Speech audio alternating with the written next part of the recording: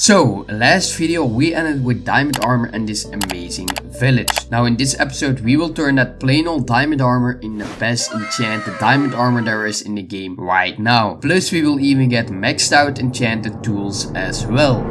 Welcome everyone to episode 2 of the hardcore series. In this episode, as I just said, we are starting to enchant and we are also going to be using villages to get some good gear. If you haven't seen the first episode, then I highly recommend to watch that one first and then come back to this one. First thing on the list is to get leather and sugarcane. To do this, I first went out to look for sugarcane and I also killed quite some cows that I had bred up during the last episode.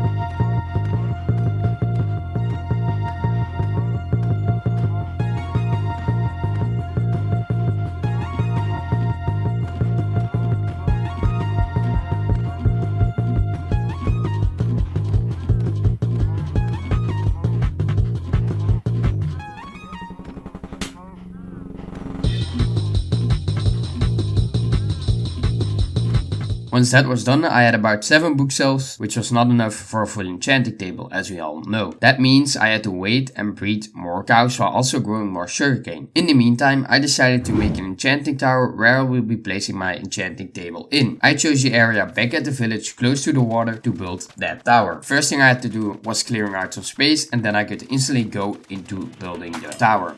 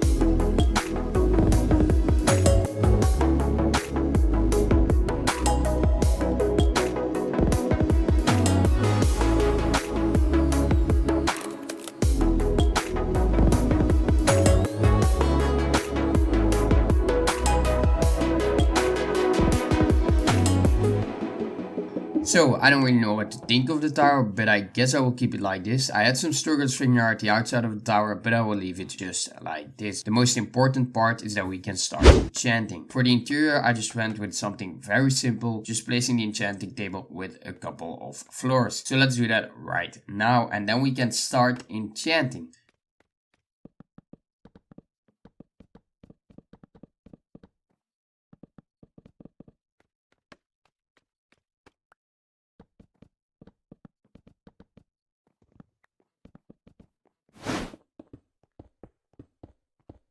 We are going to place the enchanting table right here. Place some bookshelves. Oh, that's placed one too far. Let's place enchanting table right here. 30, okay, that took some time. We can place this here. It's right here. This one here, which overlap is.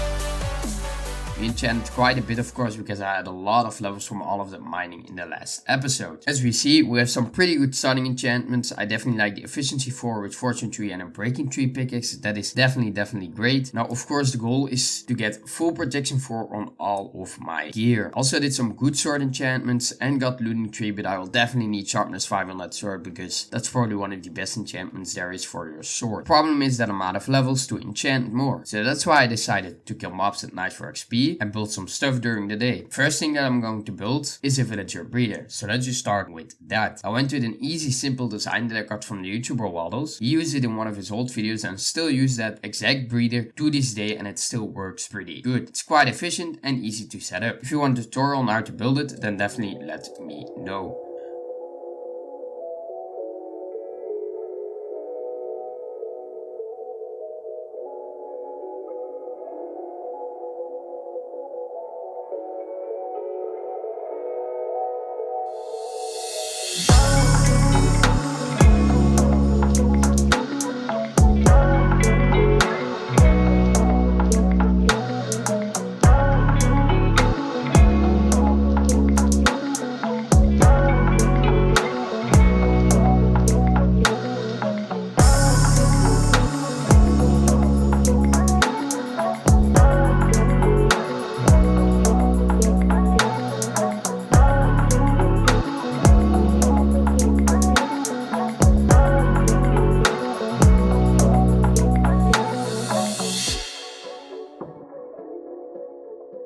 Okay, now that has been built, I also decided to add a roof to make it at least look a bit better.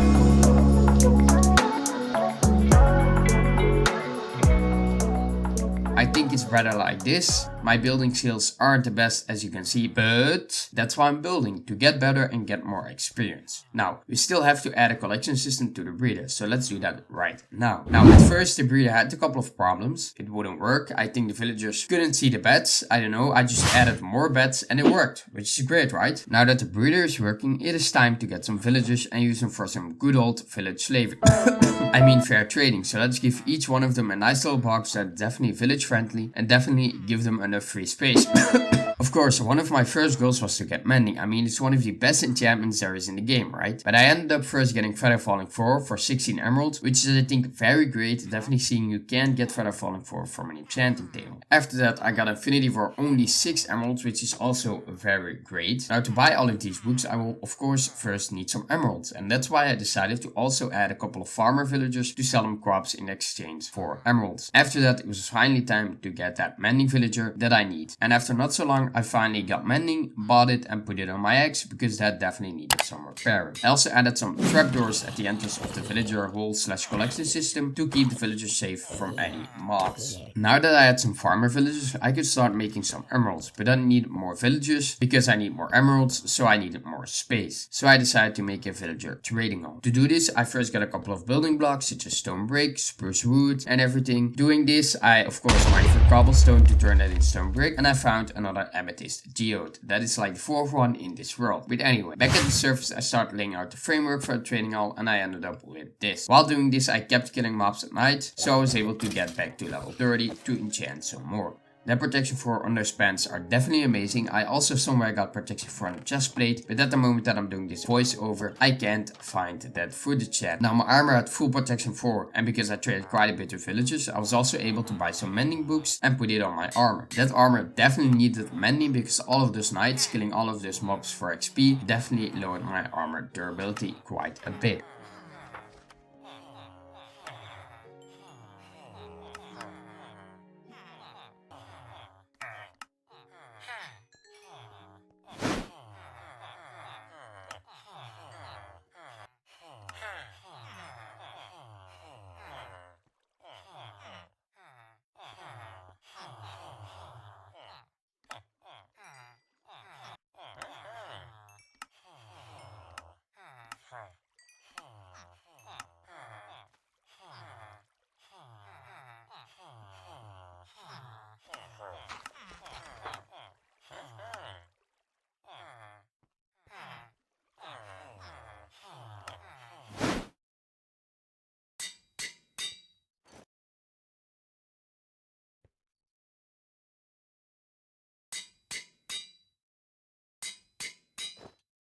Now having this protection 4 armor with full mending on it on every single piece already brings us way closer to that full enchant armor set that we want. We just have a couple of enchants left and those I'm going to grab through villagers. So it's finally time to start working on a trading hall itself, so enjoy the little time lapse that I made.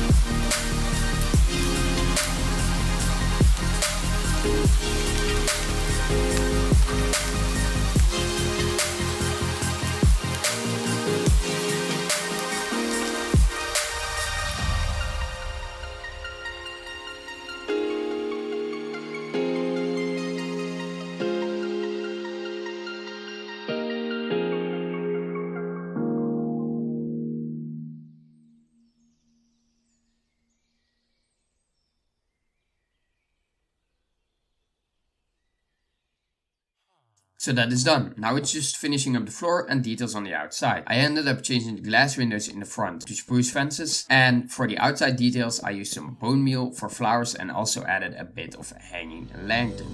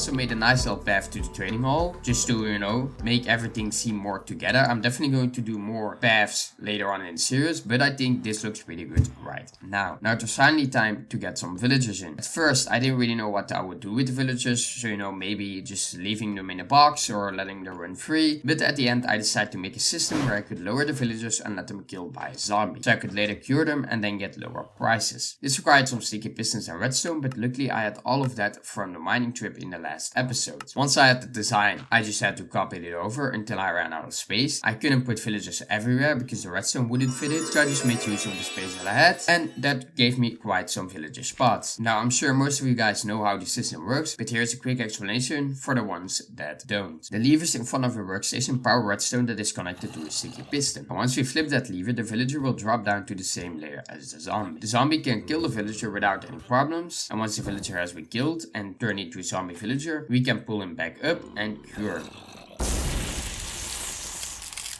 10 years later. Now, because we cured the villager, he thinks we saved him, and in return, he will give us cheaper trades. We can continue the cycle until we have 1 emerald for 1 enchanted book. This is going to be fun, and this is very, very great. Now that all the stations were built, it was just a matter of fact to move villagers in. Now, sadly, some of them died, but that doesn't really matter, right? I mean, we got plenty, and we can always make more with that villager breeder that I made earlier. I didn't just add in librarians in the training hall, because of course I also have to make emeralds, so that's why I added 2 armor, 2 weapons and 2 toolsmiths to the training hall. To these villagers I can sell iron, and if I convert them into a zombie villager and cure them, then I will be able to sell 1 iron for 1 emerald, which is very great, so we're definitely going to be building an iron farm soon. I also added 2 farmer crops to of course sell crops to, and 1 fletcher near the breeder collection system to sell steaks to in exchange for emeralds. That's also a really good way to make emeralds, and later in the series I'm definitely gonna be using that more, because at the end of this episode I also used this tactic quite a lot to get XP and emeralds. I decided to turn the second floor of the training hall into my new big storage space with some extra furnaces and a bed. This means that I was finally able to move out of the small villager house, and I just had some more space to store everything, so it's a bit more organized. Now I had these villagers in their roles, but I didn't add any good farms to give me emeralds and to make profit, so that's why I decided to first build an automatic carrot and potato farm. This design that I used is very good, very easy and very beginner friendly to set up, so that's why I highly recommend to build it. You can also stack multiple on top of each other for even better rates, so if I ever want to extend the farm up to make even more sweet emeralds, then that shouldn't be a problem. I also have a tutorial on how to build this exactly the same as in my hardcore world easy automatic carrot and potato farm online on my channel, so definitely check it out. It's a great way to make carrots and potatoes and sell those for some sweet emeralds. Now after building the automatic farms, I decided to AFK for a couple of hours, and that got me a nice amount of carrots and potatoes, which I of course sold to the farmer village, and this made me a bunch of emeralds. This was very great. Now as I said earlier, I also had 2 weaponsmiths, 2 armor smiths and 2 toolsmiths. I can sell iron to those, so now it was time to build an iron farm. At first I freestyled a bit with the type of farm that I wanted, but eventually I chose an easy underground design. This way I had no problem transporting the villagers or the zombies into the farm, and the farm couldn't be in the way of anything because it was underground.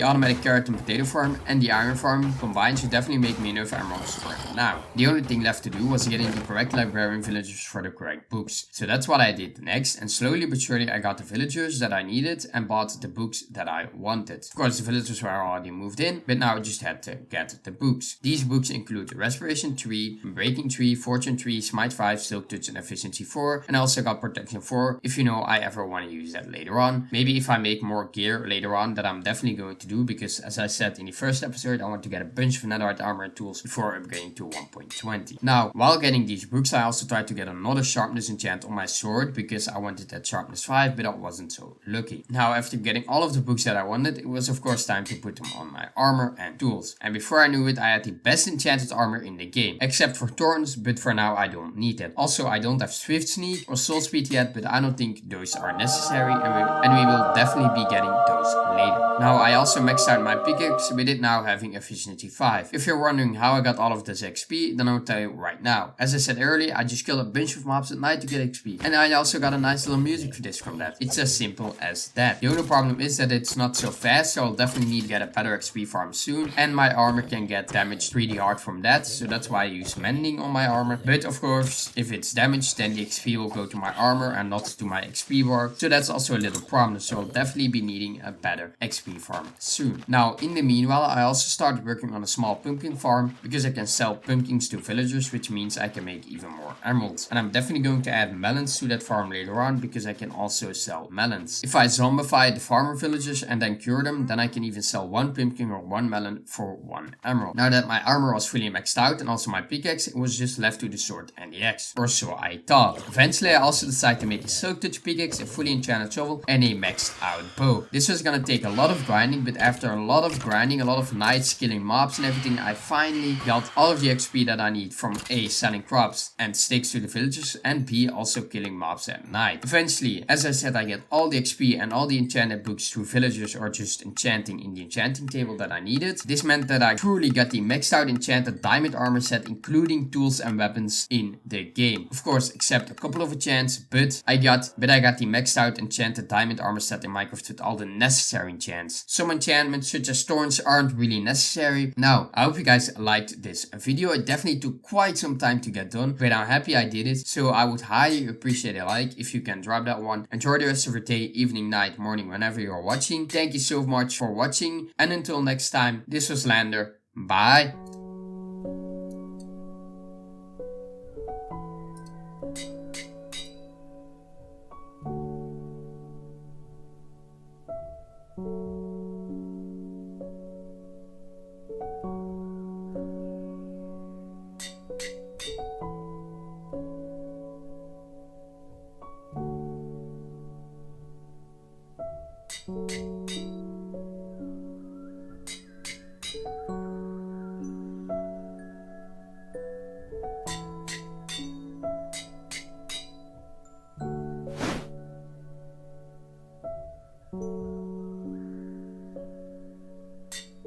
So, as I just said, the armor is fully maxed out, fully protection 4, only thorns, but that is not necessary for now.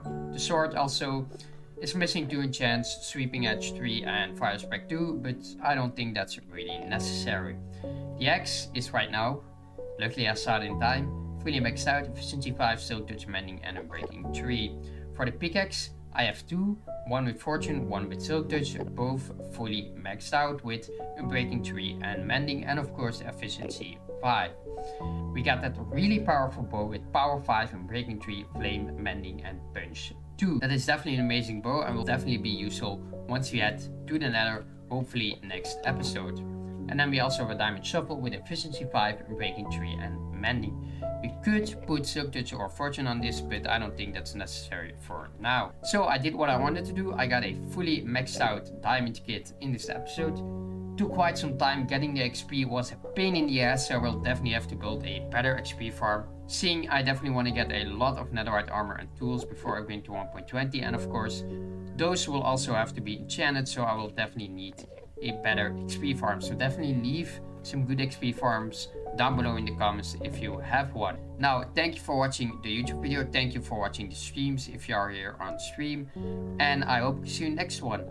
Enjoy the rest of your day, evening, night, whenever you're watching, and thank you very much for watching. Bye!